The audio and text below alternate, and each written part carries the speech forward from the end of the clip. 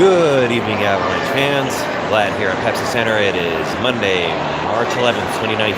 The Colorado Avalanche welcoming in the Carolina Hurricanes to Pepsi Center in the second of a four-game homestand for the Burgundy and Blue.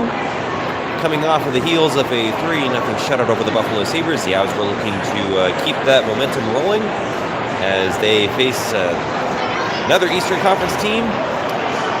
And they got completely blown out of the building by a bunch of jerks.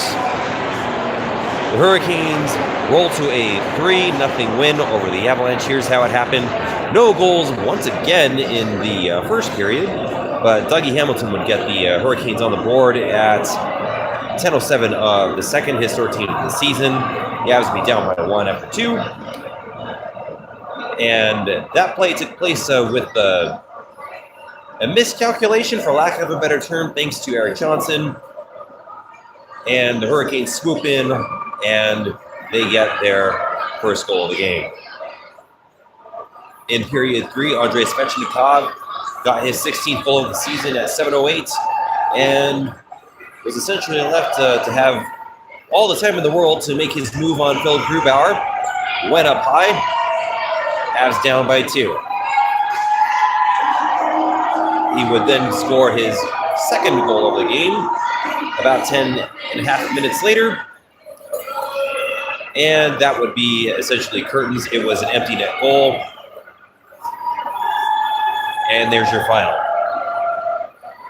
To the Avs' credit, they did outshoot the Hurricanes by a total of 38-33. They outshot the Hurricanes 14-9 in the first. Were outshot 14-11 in the second, and outshot the Hurricanes once more by a total of 13-10 in the third period. Your 3 stars tonight: Dougie Hamilton, 3rd star; Andrei Svechnikov, 2nd star; and Peter Mrazek with the 38-save shutout is the 1st star of the game. So, what can we take away from this this game tonight? Well, excuse me. The Avs, to their credit, they put a lot of shots on Mrazek, and they had some great chances, especially in the later stages of the game when urgency was, or should have been, a little bit more urgent and was not. So Mrazek was just, he was just brilliant tonight. He earned 1st star honors, and deservedly so. Granted, the Avs didn't give him a ton of high danger scoring chances and creating too many offensive threats against him. So saves by volume is very impressive, but if they're more volume and not exactly potential scoring chances, not to take anything away from Mrazek, but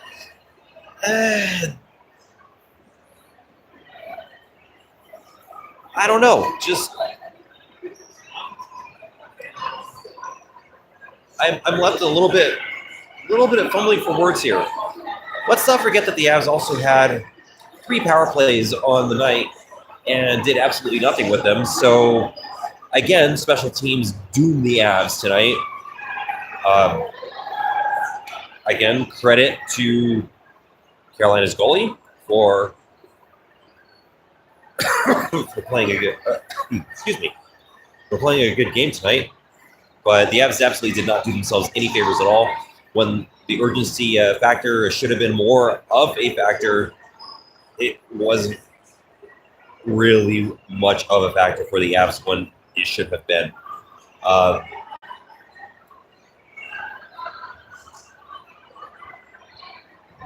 So,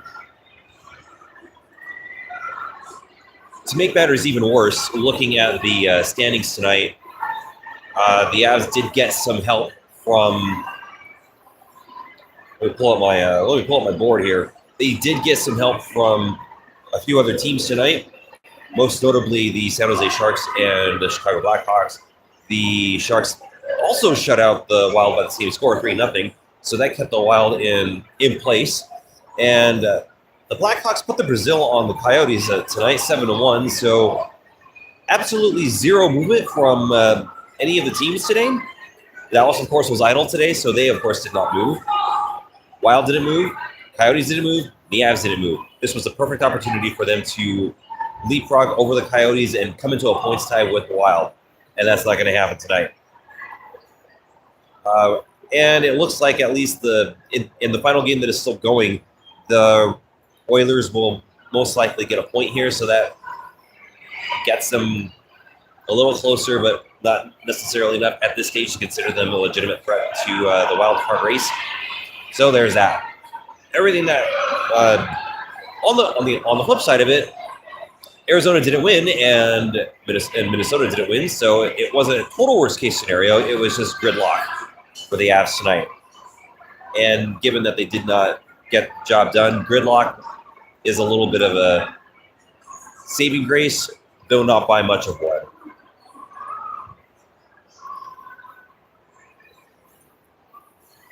Excuse me. Where does this leave the Avs? They're 1-1 on the homestand right now. And in terms of the wild card race, again, let me pull up my numbers here, so I apologize for the delay. This puts them at 70 games played, also puts Minnesota at 70 games played, and Arizona at 69 games, also nice, and no movement at all. However, this does mean that Dallas now has 2 games in hand on the Avs and 2 games in hand on the Wild and a game in hand on the Coyotes. Chicago, with their victory, has closed within 3 points of the Avs, and that's a problem. So even the victory over the Coyotes came at a cost.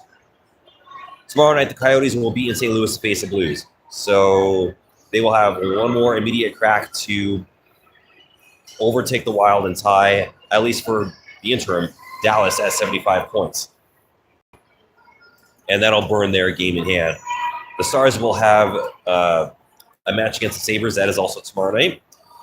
And looking around things, nothing else in terms of scoreboard watching that the Avs fans need to really be mindful about. So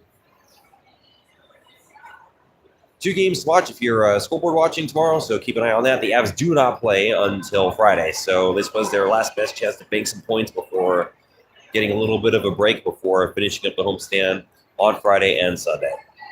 So we're going to go ahead and cut things off there. I am glad. Thank you for watching the Burgundy Rainbow postgame show here on YouTube. I appreciate you being here. I'll be back for the Burgundy Rainbow pregame show here on YouTube coming up Friday evening as the Avs welcome in the Anaheim Ducks to Pepsi Center for Game 3 of the homestand here. So until I see you at that point, I am glad. Thank you for watching. And as always, let's go Avs.